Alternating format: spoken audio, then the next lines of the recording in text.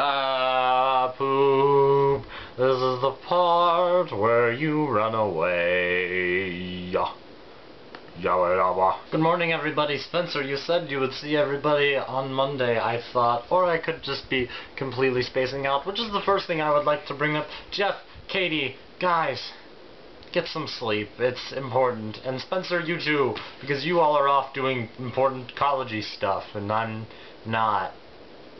So we all seem to fairly agree on quite a few things from what I gathered this past week, talking about assumptions and caution. Spencer, I'm going to agree with you. I think absolutes are much worse than making assumptions. I just have a bias towards assumptions, I guess, in that I really hate making them and I'm always terrified to, because I'm afraid that the world's gonna blow up and everything's just gonna be horrible if I do, which isn't the case, and I'm trying to work more on assuming things properly. That being said, my whole outtake on the assumptions thing is based on my amount of caution I have for it. I'm very cautious about making assumptions, and I don't feel that a lot of things can be assumed properly, because, at least with me, a lot of the things I assume have to do with other people, and I can't assume what other people think or feel. Well, I can, and I probably should work on doing that, but I feel like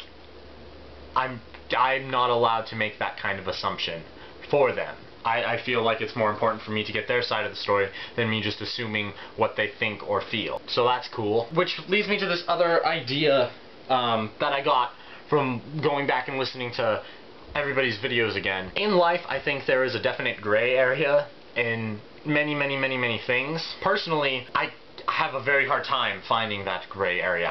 For majority of my life, I've always been, it's either all good or all bad, and it's black or white, and there's no gray area. But there totally is a gray area, and I'm working very hard on finding that gray area in my life still, and the different aspects that concern it, and trying to justify it as being okay as opposed to all good or all evil.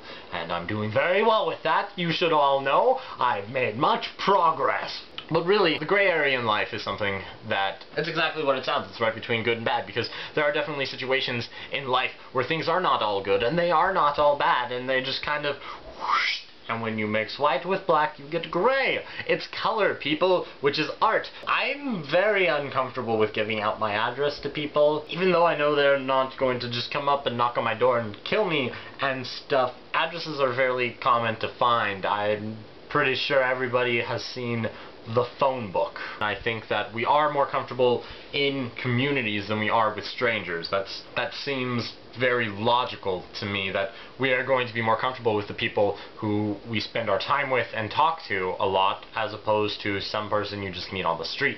So as opposed to just telling everybody my address, I prefer there to be a purpose behind it, because I don't want people knowing where I live for the sake of knowing where I live. Yeah, you can figure out my town and everything simple enough, but my actual place of residence and where I sleep, that concerns me just a little bit. So I'm being cautious with that. So ha!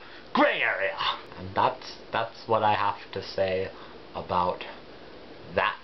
Also, I think that there is art within science, and I think it's very fascinating, because science can be beautiful in some of the same respects as art can be beautiful, visually and complexly, and things like that. Although they are, I guess you could say, two separate things as well. I think they're connected, and they are separate. More gray area! Oh, I am just being so controversial, because that's not what gray area is it? Controversy, science versus art, caution, gray area, and assumptions. Leave comments below for challenge suggestions for Jeff this week, and Spencer, we will see you tomorrow.